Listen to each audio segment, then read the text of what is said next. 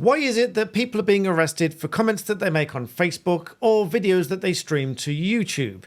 If we have the right to the freedom of expression, what is this all about? Well, as usual, it's not quite that simple, so stay tuned.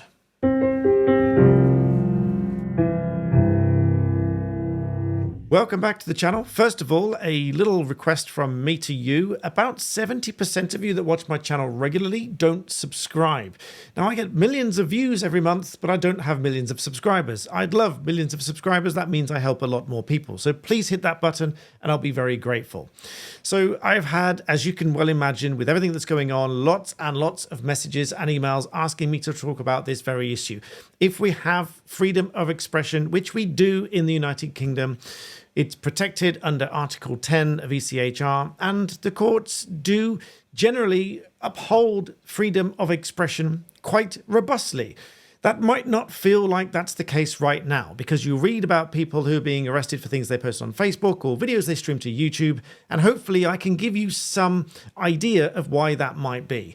It links in with a couple of previous videos I've done recently, one with our learned friend Alan Robertshaw. Actually, that video was on my Black Belt Secrets channel, which I'll link below, with him from his channel on Art of Law, which I'll also link below. So do check that out as well. It's quite an interesting video talking about riot and incitement. And so that sort of plays into what I'm going to talk about here. Because whilst we do have the right to the freedom of expression, it is not an unlimited right. You can't just say absolutely anything and everything that you wish, because the law does restrict what you can say to a degree. Now, there's also a link with what we will refer to as a hate crime, and people have been wondering what that is, and so I'll hopefully explain a little bit about that as well. And so you can better understand what it is that you can and can't say, and so that you keep yourself out of trouble. If you watch my previous video, I said that lots of people will be tempted to make comments online. That was a blanket guidance. Just don't say anything if you're not sure video, because it can get you into trouble without you really intending it. So let's take a closer look at this. If we take a look, for example, if we take a look at the Public Order Act here, we've got all sorts of different public order offences, from riot, violent, disorder, affray, fear, provocation of violence, intentional harassment, alarm and distress, etc. Now, and there's a mental element that goes along with these. Now, this one is one that causes a lot of people confusion: intentional harassment, alarm or distress. So if you think about things that you say and the intent behind them, there's always what we call the mens rea, the mental element, as well as the actus reus, the act of doing something. The doing is the thing that you've done, and the intentional element is the mental element. What did you mean? What did you want to do at that time? So if you make a statement, let's talk about fruit to be completely neutral.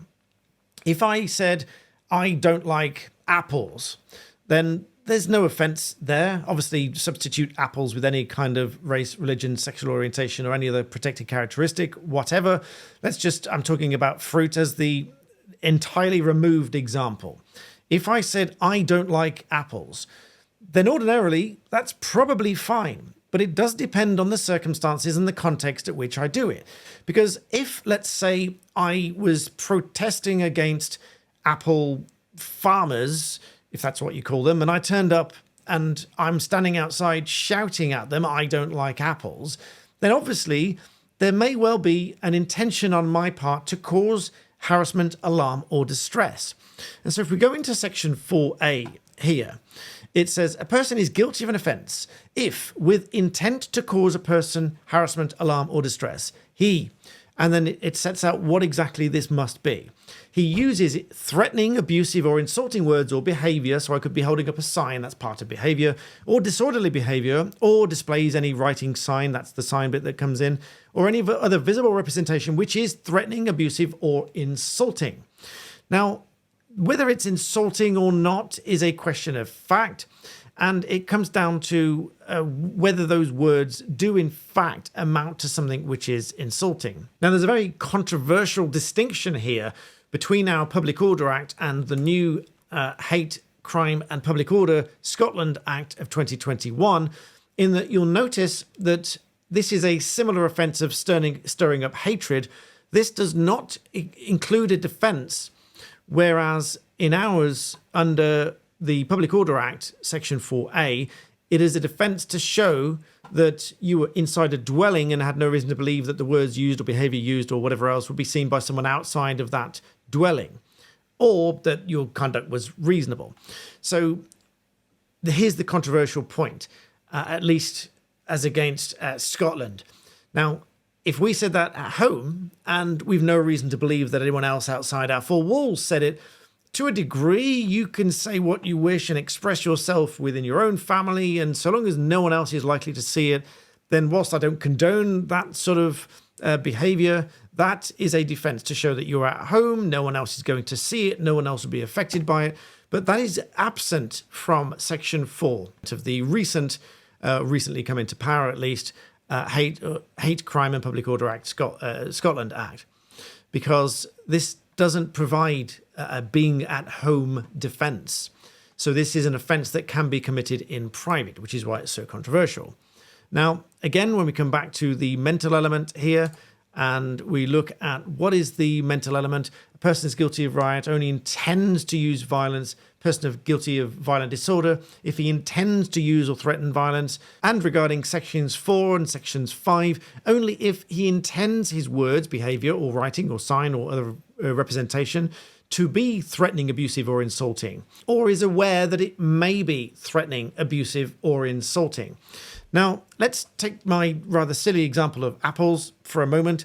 If I were just standing there saying I don't like apples, then it still depends on the circumstances whether I might be aware that that is either threatening, abusive or insulting, because certain things in certain places may be abusive. For example, we've had public space protection orders protecting abortion clinics, prohibiting people even from protesting outside of those areas, even if that was by silent prayer. Now that stirred up quite the discussion because people were arrested for praying silently in their head because they were doing it within an area that was within a public space protection order which said you can't do that within that area because they were protecting people visiting those clinics, and they considered it on balance of things to be abusive or whatever, and so they prohibited it with this public space protection order. But what really is insulting? What does that mean? Well, it is not a question of law. It's a question, as I said earlier, it's a question of fact. Now, reference and credit here, Barrister Quentin Hunt on criminaldefencebarrister.co.uk. Feel free to check that out as well. We very often look at the ordinary meaning of a word in the English language. And yes, that really means we look at a dictionary sometimes, quite often, in fact. When we want to look at what a word means, we'll look at dictionary definitions. We'll even put those into pleadings to say the ordinary meaning of this word is as follows, and then quote the dictionary definition. If it's a particularly flowery word and that not many people will use and that we think someone else has just plucked out of a thesaurus to make it look more flowery, we might even then use two dictionary definitions within the pleadings or within whatever to contrast what we think that really was intended to mean by that party at that time. So insulting is just something that is rude or offensive. And case law has looked at this and said that the words insulting should not be taken or legally defined beyond the ordinary meaning. In other words, if most people think that it is insulting, threatening, or abusive, or something that can be rude and offensive, then that can be insulting language. And so coming back to the wording of the legislation here, if it can be shown that a person has intended to cause a person harassment, alarm, or distress by using threatening, which is more obvious, but I'll come back to that in a minute, abusive or insulting words or behavior or showing signs and things like that, then that might amount to a public order offence, which is why when you write something or you say something or you'll turn up and you do something, because this includes behaviour, then all of the circumstances are taken into account. So with all of the riots and everything going on at the moment, it's all in a context. It's not in a vacuum. It's not an isolated incident. If you're walking down the high street and you see some random person shouting into the air, "I don't like apples," then it might just be their opinion of what they're saying. But if they are saying it with the intent of causing a person or a group of people that might hear it alarm or distress, and it's considered that that's threatening, abusive, or insulting words or behavior, then that might amount to a public order offence. But when coming back to the legislation again, it is a defence to show that the conduct was reasonable. And again, what does that mean? Well, that is a question of fact based on the circumstances, based on what's happened, and everything else taken together. And this, of course, is balanced against the right to the freedom of expression. Because you can probably very quickly, and I deliberately chose wording that is somewhat ambiguous, I don't like apples, you can very quickly realize that this could turn into something very nasty. If someone was standing there shouting, I don't like apples, nobody should like apples, everybody should remove apples from the food chain or whatever, clearly that is much more likely to be insulting, abusive. If, to continue that example, that person was standing outside an apple orchard, as I mentioned before, it is much more likely that those words, which are now likely to be abusive or insulting, that they intended them to cause somebody harassment, alarm, or distress. And so now let's move to what we refer to as a hate crime, because a lot of people have asked questions about this and might not fully understand it. No, there is no single or specific hate crime as such, but there are lots of different offences that can become a hate crime. And that is typically where the victim or maybe a witness will perceive any such hostility towards that victim within any of the offences that are being committed as being motivated by a protected characteristic. For example, disability, race, religion, sexual orientation, transgender identity, and so on. And again, there is no specific legal definition to the word hostility. We just revert to the ordinary, everyday dictionary understanding of the word hostility. You will know if you walk outside, if you see one person being hostile to another. And so if you see someone and you interpret that as being hostile, then it is hostility towards that person, be it the victim or a witness. And then if the victim or a witness perceives that offence to have been motivated by any kind of hostility arising from one of these protected characteristics, then that can be prosecuted as a hate crime. And the offence of that, of course, is that any sentence will be more severe, because it will not just be the offence itself, but it will be an aggravating factor that it is a hate crime and therefore punished more severely.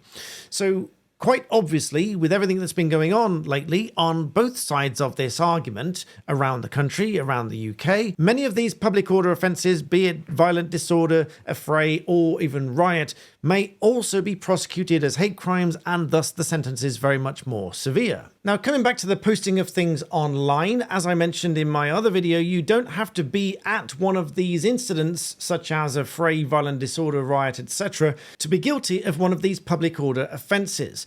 You can be inciting any of those things by posting messages online, because these sections have a specific reference to incitement of such an offence. We also, of course, have the Malicious Communications Act 1988 and the Communications Act 2003, which incorporates the sending of communications, which might be emails, messages, social media posts, which are also intended to cause distress and anxiety to the recipient. For example, if somebody were to make a post or send a message to say that I will find you, I will hurt you, things like that, then of course they are going to be malicious communications and they will be an offence. It is not a defence to say that you have the freedom of expression to say anything you wish just because it's online. And so in many of these cases, it really is crossing that threshold between that which is the freedom of expression, for example, responding to somebody's post and saying, well, I think you're wrong, I think you're full of rubbish, I don't like what you've said, I don't like you for saying what you've said.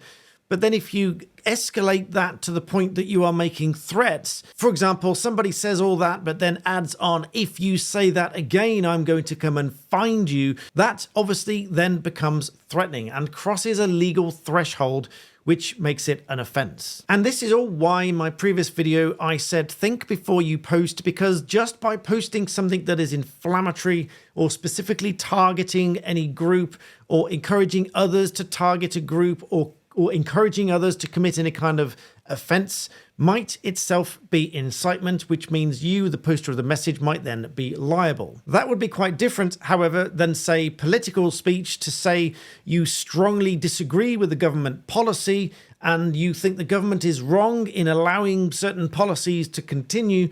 That would be political speech so long as it's within the realms and confined to calling for peaceful protest or calling for government policy change.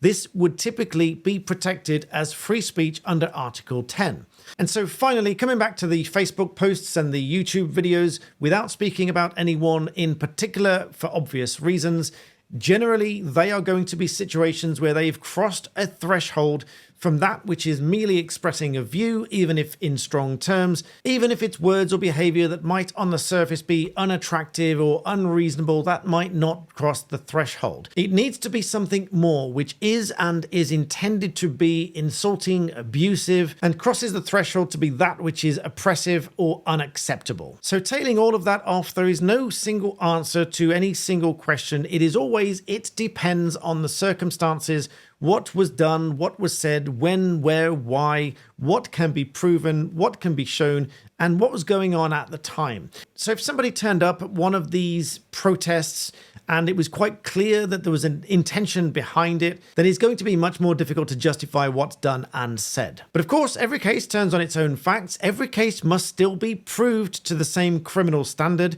Every case may well have a defense, and one of the defenses many people are likely to raise is that their conduct was reasonable in the circumstances, because that works both ways as well. What is reasonable conduct in one situation may not be reasonable in another. And so again, it's a case-by-case basis, and it will be a determination of whether that conduct was reasonable if that defense is raised.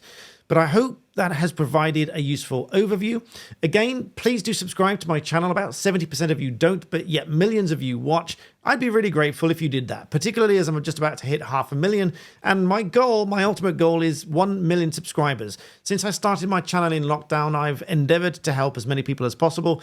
I'm humbled that lots of people have written to me and have been assisted in some small part by my videos. They've won cases, they've settled disputes, they've got their money back, or they've gone their separate ways and they've resolved it amicably without going to court and all of that sort of stuff. So I really love to hear those stories and I'm really glad. So please do subscribe. That is all I ask, and it helps my channel grow and reach a wider audience. So thank you for watching. I hope that's useful. Be careful out there. Be careful what you say, and I'll see you next time.